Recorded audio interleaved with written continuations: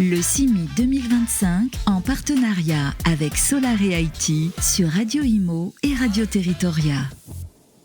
Bonjour à tous et bienvenue sur ce salon CIMI 2025. Je suis ravi d'ouvrir le bal en direct de la Porte de Versailles. C'est une première, habituellement on était Porte-Maillot, nous voici Porte de Versailles. Avec ce matin un sujet intéressant qui mobilise fortement les acteurs, notamment du property management. Je veux parler de facturation électronique. Alors on en avait déjà parlé sur le salon Rent il y a quelques semaines. C'est une réforme qui est structurante et qui est parfois perçue comme étant complexe. Mais elle est porteuse de fortes opportunités métiers et puis aussi surtout évidemment technologiques. Alors je suis ravi d'en parler aujourd'hui. D'abord avec Alain Sabatier. Bonjour Alain. Bonjour Grégoire. Merci beaucoup d'être avec nous. Alain, vous êtes directeur général de Solaré IT. Merci d'être là. Odile Bonnet. Bonjour Odile. Bonjour Grégoire. Alors Odile, je suis ravi de vous retrouver parce que vous étiez là au Salon Rennes justement pour nous parler déjà de la facturation. Vous êtes directrice des services clients et partenaires chez SRCI, filiale de Salvia Développement. C'est bien ça. Merci beaucoup d'être là. Et puis un petit nouveau, Gérard Descaper. Bonjour Gérard. Bonjour Grégoire. Alors Gérard, vous êtes Product Owner chez Solaré IT. Donc je suis ravi de vous recevoir tous les trois. Et peut-être avant d'entrer dans le concret, un mot de contexte. Pourquoi justement cette réforme elle est si structurante pour le secteur du property management? Avec vous Alain. Écoutez, la réforme va effectivement changer beaucoup de choses. On a été habitué au papier depuis quelques années. Il a un peu disparu, ou en tous les cas avec une différentes formes de réception et d'envoi des factures, avec le mail, avec la numérisation, etc. Là, on va rentrer dans un grand saut technologique où la facture en tant que telle va disparaître. On va échanger des flux et non plus du papier. Et donc, pour tous les acteurs, ça va nécessiter de changer les processus de travail, mais ça va aussi permettre une belle opportunité qui va être de pouvoir industrialiser finalement toute la gestion de la facture électronique. Odile, vous voulez compléter ? Effectivement, les flux qui arrivent jusqu'à présent sous format papier vont devoir être dématérialisés. Alors c'est vrai que SRCI, donc nous sommes plateforme agréée numéro 108, en phase de levée de réserve comme la majorité des plateformes agréées. Et on a la chance d'exister dans ce microcosme de la facture électronique depuis plus de 40 ans, puisqu'on travaillait déjà en EDI jusqu'à présent. Et donc l'exploitation effectivement de formats structurés est une opportunité effectivement pour les personnes qui jusqu'à présent manipulaient plutôt du papier. Ça va être vraiment une opportunité d'automatiser les process de traitement en interne des différentes factures qui arrivent ou qui partent. Ça va aller plus vite pour tout le monde, j'imagine. C'est ça, c'est l'objectif en tout cas, ouais. Oui. Exactement. Alain, c'est assez intéressant, Solaré, c'est une société qui est franco-belge. Alors d'une part et d'autre de la frontière, ça va pas à la même vitesse. Justement, vous avez donc cette double lecture de la réforme, on en est où aujourd'hui ? Alors pour la Belgique, ça va aller un peu plus vite que pour la France, puisque l'obligation sera au 1er janvier 2026, donc demain, dans quelques jours maintenant. Les Belges vont être prêts avant les Français. Exactement. Sur un format un peu plus, un peu différent, puisque ça doit être une construction européenne, il y a des similitudes et des choses un petit peu différentes. Mais en Belgique, on va s'appuyer sur le réseau PayPal, qui était déjà utilisé notamment pour la facturation B2G, donc vers les organisations gouvernementales, notamment en Belgique. Et là, ça va vraiment s'étendre à toutes les entreprises. Contrairement à la France, ça ne sera pas par palier, c'est-à-dire que c'est vraiment tout le monde doit y passer au 1er janvier 2026. Donc nos clients sont prêts maintenant, pour la plupart. Il reste quelques-uns sur lesquels on est en train de faire le déploiement, parce que la réforme n'attendra pas. Bon, même si le gouvernement belge a dit, allez, pendant 3 mois, tolérance. On sera cool, on va dire, mais c'est maintenant directement devant nous. Ouais, mais 3 mois, ça va vite, donc il va falloir être prêt quand même assez rapidement, pour ceux qui ne le sont pas. C'est ça, je pense que beaucoup de gens, comme en France, se sont dit que ça allait traîner un peu, mais là, maintenant, ils sont au pied du mur. Mais c'est vraiment une opportunité, c'est comme ça qu'il faut le voir. Vous sentez qu'il y a encore des entreprises qui se disent « ça va, j'ai le temps » Alors, jusqu'à la rentrée, elles se le disaient. La confirmation de l'agenda fait que maintenant, elles se rendent compte qu'elles n'ont pas le choix. Ouais. Parfois un petit peu tard. C'est-à-dire que quand on nous appelle le 5 décembre pour nous dire comment on fait au 1er janvier, voilà, il va falloir se dépêcher un peu. En tout cas, je peux témoigner, c'est ce que je vous disais hors antenne, pour même les toutes petites structures, donc les indépendants. J'ai reçu hier un mail de ma banque qui me disait d'être prêt pour cette réforme. Donc ça veut dire que vraiment, il faut s'y préparer. Alors vos clients, vous prenez la parole tous quand vous le souhaitez. Vos clients, ils sont principalement issus donc de l'immobilier tertiaire. Quelles obligations spécifiques pèsent sur eux? On va dire que de manière générale, les clients, les utilisateurs d'applications du logiciel tertiaire n'ont pas des besoins fondamentalement très différents des autres acteurs, donc ils vont être soumis à la réforme de la même manière. Maintenant, on a quand même un certain nombre de données, effectivement, dans le socle de la facture électronique qui sont utilisées différemment. Lorsqu'on travaille sur de la facturation de gestion locative, on a typiquement, par exemple, des appels de provision et des décomptes de charges. Eh bien, tout ça demande une structure un petit peu particulière. On a aussi peut-être une particularité au niveau de l'assujettissement TVA, parce qu'on travaille aussi avec typiquement des organisations de copropriétaires qui ne sont pas assujettis, donc qui ne vont pas être soumis à la réforme. Donc on va devoir travailler avec un système hybride, avec la facturation électronique et la facturation classique, avec parfois même des trous, je vais dire, dans la législation qui ne clarifie pas très bien comment la TVA va être récupérable, par exemple, pour ceux qui reçoivent une facture ne venant pas de la facturation électronique. Donc il y a différents aspects, effectivement, qui demandent un peu d'attention particulière pour le métier. Et dans ce cas-là, c'est important de s'adapter à chacun des clients. Exactement. Et Donc là, il y a vraiment un travail de fond qui vise à gérer vraiment ce qui nous concerne dans le métier, dans toutes ces possibilités. Après, je pense qu'une des particularités en property, c'est que, notamment en facture reçue, l'idée c'est derrière de pouvoir gérer des répartitions de charges. Et donc aujourd'hui, vous avez une facture qui arrive éventuellement dans un parapheur et puis quelqu'un qui l'a noté pour dire ça on va l'imputer comme ça ou comme ça pour faire de la répartition. Demain vous allez recevoir un flux. Il n'y a plus de support physique. Et donc il va falloir trouver des manières intelligentes pour les gestionnaires pour pouvoir continuer à faire derrière les imputations pour les répartitions derrière. Et donc c'est là que les solutions technologiques typiquement vont pouvoir les aider à gagner du temps sur cette imputation pour que in fine les répartitions de charges soient correctes, puisque c'est une obligation légale, évidemment, de répartir les charges convenablement sur les locataires. Et quand vous dites qu'il va falloir trouver des solutions intelligentes, j'imagine que de toute façon, vous accompagnez vos clients qui vous font aussi des retours et en fonction, vous vous adaptez au fur et à mesure. Tout à fait, donc à différents niveaux, que ce soit au niveau de la plateforme, et Adil y reviendra peut-être sur la répartition quand les flux arrivent pour savoir vers où les adresser, et puis au sein de nos applications, en fait, on va notamment mettre des solutions basées sur l'intelligence artificielle pour aider en fait les utilisateurs à pouvoir gérer les imputations des factures, mais peut-être qu'on y reviendra un petit peu plus tard. Ouais, quand même, excellente passe, mon cher Alain, vers vous, Odile, parce que côté SRCI, vous êtes donc le plateforme agréée, ce qu'on appelle une PA, j'ai appris ça. Donc quel rôle justement va jouer la plateforme agréée dans cette nouvelle chaîne de valeur ?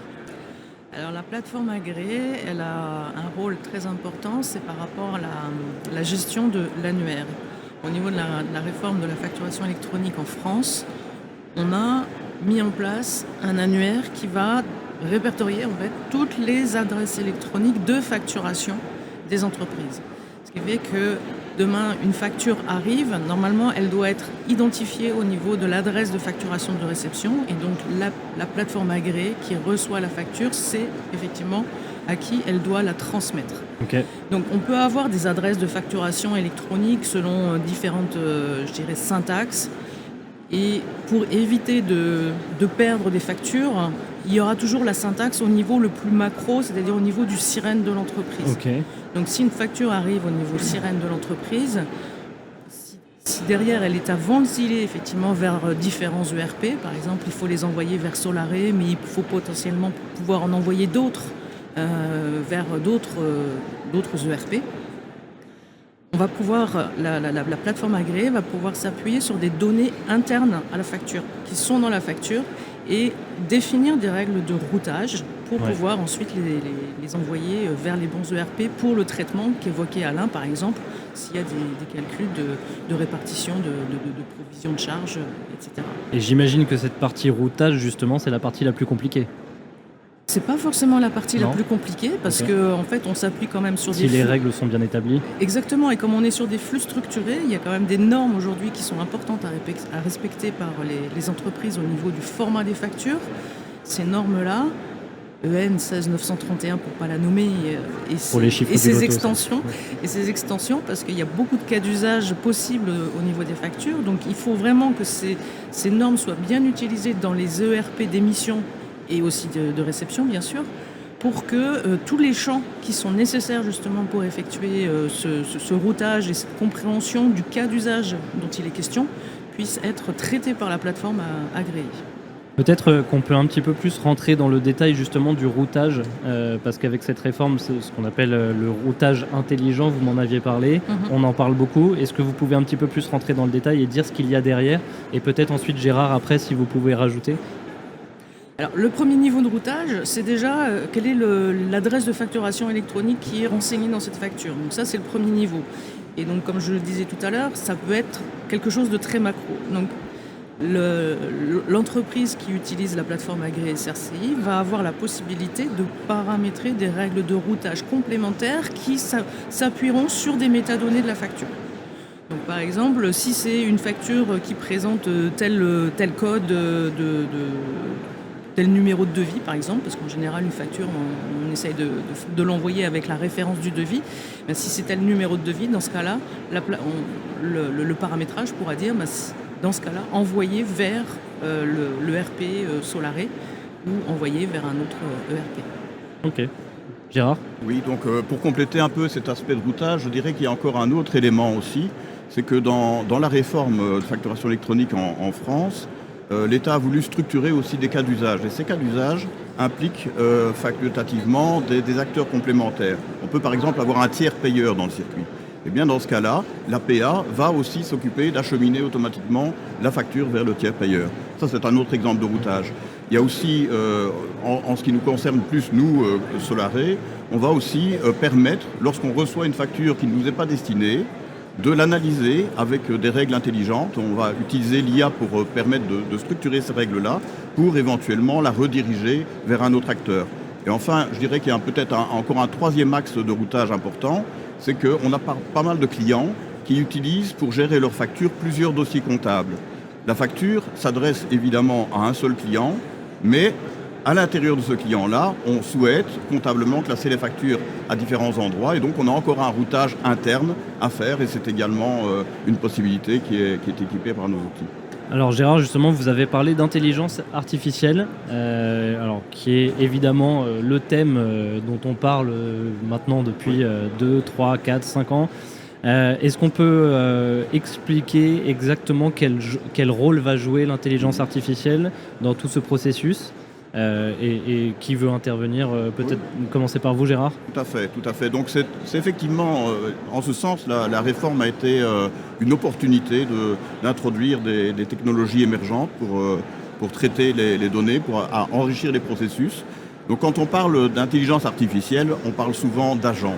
Donc un agent, c'est une sorte de boîte de traitement qui va d'une part se connecter à un modèle de langage, donc une IA, ChatGPT, Gemini, Anthropic, qui va aussi se connecter à un système d'information, comme notre logiciel par exemple, et qui va recevoir en entrée un input qui peut être des injonctions d'utilisateurs, qui peut être un flux de données à traiter, et qui va, en fonction de ça, intelligemment questionner le système d'information, traiter les données et produire des actions de traitement de la facture. Donc ça, c'est une première approche, une approche théorique sur laquelle on a beaucoup réfléchi, mais qui pose quand même un certain nombre de problèmes. Parmi ces problèmes-là, on a par exemple le fait que les agents de traitement IA n'ont pas un traitement reproductible. Si on présente 2 fois la même facture, il ne va pas nécessairement donner le même résultat. Et donc ça, c'est typiquement un problème qui est quand même gênant. Pour la bonne gouvernance, ce n'est pas idéal. On a aussi un autre problème, c'est que la problématique de la privacy. Donc on a dans la facture des données privées, évidemment, qui ne doivent pas être communiquées à une intelligence artificielle publique. Donc il y a différents moyens d'éviter cela, évidemment, mais ça reste quand même des solutions qui sont soit coûteuses, soit un peu difficiles, etc. Ça veut dire qu'elles vont être aussi améliorées avec le temps ? Oui, bien sûr. Mais néanmoins, nous avons voulu délibérément prendre une approche totalement différente et assez originale. C'est-à-dire qu'on a plutôt utilisé l'intelligence artificielle pour permettre à l'utilisateur, un utilisateur qui a le rôle de configurateur des processus dans l'entreprise, on va lui permettre d'exprimer en langage naturel des règles de traitement. Et c'est là que l'intelligence artificielle va intervenir, c'est qu'elle va analyser l'injonction de l'utilisateur pour produire une règle de traitement et elle va la coder dans un langage algorithmique classique. Et donc on va se retrouver à ce moment-là avec des règles qui ont été générées par l'intelligence artificielle et ce sont ces règles qui tournent dans un système classique de traitement qui vont prendre les données. Donc on ne les soumet plus à l'intelligence artificielle, on les soumet à un algorithme et cette collection de règles va constituer le processus de traitement de la facture. Alain, est-ce que vous voulez compléter et peut-être aussi nous dire côté property, pourquoi est-ce que l'intelligence artificielle, elle change la donne ?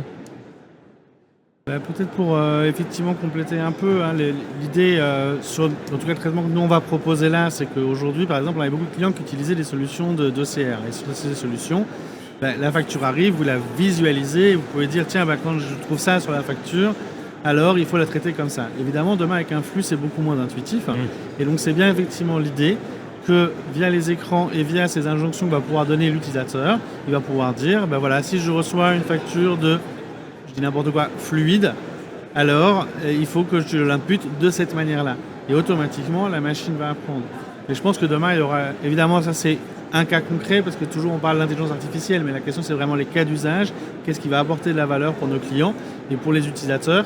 Et donc c'est vraiment un premier sujet, mais il y en a beaucoup d'autres sur lesquels on travaille pour pouvoir faciliter la vie. L'idée c'est toujours faciliter la gestion, sachant qu'on a beaucoup de clients qui ont des très gros volumes. Donc on en parle de factures, on peut avoir 40, 50, 100 000 factures entrantes à l'année. Vous imaginez s'il faut demain revenir au traitement papier ou un équivalent parce qu'on a du mal à gérer les flux, ça c'est pas possible. Et est-ce que c'est possible que les clients, parce qu'ils ont plusieurs activités, ils aient plusieurs plateformes agréées en fonction de leurs activités ? Et du coup, comment est-ce que, s'ils ont plusieurs plateformes agréées, comment est-ce qu'on gère ça ? Odile ? Alors effectivement, rien n'interdit à un client d'avoir plusieurs plateformes agréées, que ce soit pour la réception ou pour l'émission de ses factures. Souvent, c'est lié à certains outils métiers qui imposent leur plateforme agréée. Néanmoins, quand on regarde une plateforme agréée comme SRCI, nous, on est vraiment en capacité de traiter des flux, quel que soit l'ERP de destination ou d'émission. Parce que justement, on a cette souplesse de paramétrage qui va permettre d'adresser, de router les factures vers les bons ERP une fois qu'elles sont reçues ou de les émettre quel que soit l'ERP. On est tenu toute plateforme agréée est tenue de présenter une API qui est conforme à la norme de la FNOR, la 012. Et donc ça permet, en fait, c'est le gros avantage finalement pour l'utilisateur, c'est qu'il n'est pas pieds et poings liés avec une plateforme. Il peut très bien utiliser n'importe quel outil du marché pour pouvoir ensuite se connecter avec une autre plateforme. Et c'est aussi un bien aussi pour les éditeurs, parce qu'un éditeur comme Solaré, forcément, développe un connecteur avec cette API normalisée, et donc et du coup forcément compatible avec l'API SRCI du groupe, heureusement. Ouais.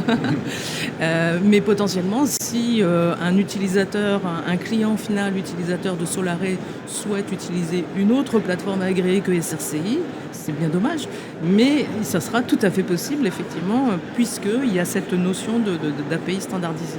Et j'imagine qu'être dans le même groupe, Solaré, SRCI, savoir que ça fait partie d'un même ensemble, c'est un plus ? Carrément, parce que c'est vrai qu'avec Gérard et Alain, on travaille régulièrement ensemble. Je crois qu'on s'appelle presque deux ou trois fois par semaine, justement, pour suivre les avancées des travaux des uns des autres, notamment sur l'IA, dont on va sans doute effectivement s'inspirer très fortement dans le cadre de la plateforme agréée. C'est hyper important d'être... Peut-être juste pour compléter, effectivement, ce qu'il y a, c'est comme on l'a dit tout à l'heure, c'est qu'en fait, la loi prévoit plein de cas d'usage sur les factures. Et en fait, le fait d'être dans le même groupe, ça nous permet, nous, de travailler effectivement sur les usages propres au property, les cas particuliers qu'il va y avoir, et du coup, de travailler effectivement directement avec SRCI aussi pour leur dire, tiens, attention, dans notre cas, dans notre métier, on va avoir ce besoin-là. Et donc, du coup, de pouvoir proposer aux clients la solution la plus complète. J'entends. Par définition, nous, on pourra traiter tous les cas d'usage, mais c'est vrai que les éprouver sur des cas concrets, ça permet effectivement de conscientiser un petit peu plus ce qui nous attend demain et ce qui peut paraître un petit peu abstrait. pour un utilisateur, puisque effectivement on n'est plus sur du papier, on est sur du flux structuré, donc se rendre compte que ça va bien partir dans les bonnes directions et au bon destinataire, c'est important. Et comment est-ce qu'on fait la différence entre les plateformes agréées ? Est-ce qu'on a des options clés pour nous permettre justement de nous démarquer un peu des autres ? Très bonne question, merci Grégoire. Ça fait plaisir. Effectivement, les plateformes agréées peuvent proposer des options complémentaires et nous, en l'occurrence, SRCI, notre plateforme agréée, propose des services additionnels. Typiquement, si on évoquait tout à l'heure des besoins de workflow de validation, on peut proposer effectivement un parapheur électronique qui peut, une fois que la facture arrive au niveau de la PA, être directement déposée dans un workflow de validation. On a aussi des fonctionnalités complémentaires, par exemple l'archivage à valeur légale. Donc c'est pas une obligation réglementaire pour les plateformes agréées de le proposer, pour faciliter la vie. Mais du coup l'archivage réglementaire des factures, c'est quelque chose d'important dans la mesure où qui dit facture dit à un moment donné peut-être que je vais pouvoir être contrôlé par des services fiscaux, et dans ce cas-là j'ai besoin de présenter les factures, mais pas que les factures. Donc c'est une solution d'archivage pour les factures, mais potentiellement aussi pour d'autres documents qui vont constituer la piste d'audit fiable dont aura besoin la personne pour répondre à son contrôle. Des fonctionnalités aussi, Alain en a parlé d'ossérisation, parce qu'il y a encore des factures papier qui peuvent arriver. Ça va pas. On risque d'en avoir encore pendant quelques mois. C'est ça, parce que les petites entreprises, elles vont être obligées, dans l'obligation d'émettre, mais qu'à partir de septembre 2027 en France. Donc on peut encore recevoir des factures papier, des petites entreprises et micro-entreprises, mais également potentiellement des factures qui proviennent de l'international. On a un certain nombre de clients qui aujourd'hui reçoivent encore leurs factures de l'international sous format papier. Donc tout ça pour essayer si on veut rationaliser le flux à un certain moment pour tout ce qui arrive déjà de façon dématérialisée, ces sources de factures non dématérialisées, on fait tout pour les faire rentrer dans le pot commun pour que les process derrière dans l'entreprise puissent être les mêmes de bout en bout. Et le plus simple possible. Allez, dernière question pour conclure. Alain, peut-être qu'elle est pour vous celle-ci. Quel message vous voulez faire passer justement aux professionnels de l'immobilier tertiaire qui nous écoutent sur ce salon CIMI ? Surtout, n'attendez pas. Anticipez. Maintenant, on commence à avoir des textes qui sont clairs, les acteurs sont préparés. Oui, a priori, on y va sur cette réforme, c'est bon. Il semblerait que cette fois-ci, ils n'aient pas prévu une nouvelle possibilité de report. Je pense qu'ils ont un peu tout épuisé. Et donc n'attendez pas, ne vous réveillez pas en juillet l'année prochaine pour dire comment on fait, parce que ce sera un petit peu tard. Il y aura un peu d'embouteillage probablement sur la ligne. Et donc, il faut vraiment anticiper cette réforme et essayer justement d'attraper les opportunités qu'elle amène. Donc oui, c'est une contrainte quelque part, mais il faut transformer la contrainte en opportunité et nos outils permettent clairement d'y répondre. Et c'est vrai que la semaine dernière, pas plus tard que la semaine dernière, dans un webinaire, j'ai eu encore des questions de personnes qui disaient mais ça peut pas être reporté. Et non. On a tellement l'habitude que tout soit reporté en France que... L'article 28 du projet de loi de finances a été validé par le Sénat et l'Assemblée nationale. Donc même si le projet de loi de finances, il est encore pas rendu, n'empêche que ça a été, il y a certaines parties qui sont quasiment inscrites dans le dur, et la ministre Amélie Montchalin a bien insisté le 25 novembre pour dire que le calendrier il était intangible. Il n'y aura pas de report. Donc préparez-vous. Merci beaucoup à tous les trois pour cet échange. Très concret, très éclairant. Une table ronde que vous pouvez retrouver sur le site de Radio Imo ou sur l'application. Et puis, si vous avez des questions pour nos amis, il y a un stand Solaré qui est situé sur le salon. En G71. G71 pour être précis. Odile, vous y êtes aussi ? Tout à fait. Bon, très bien. Merci encore à tous les trois. Et puis, je vous souhaite un bon salon CIMI. Merci Grégoire. Le CIMI 2025 en partenariat avec Solaré IT sur Radio Imo et Radio Territoria.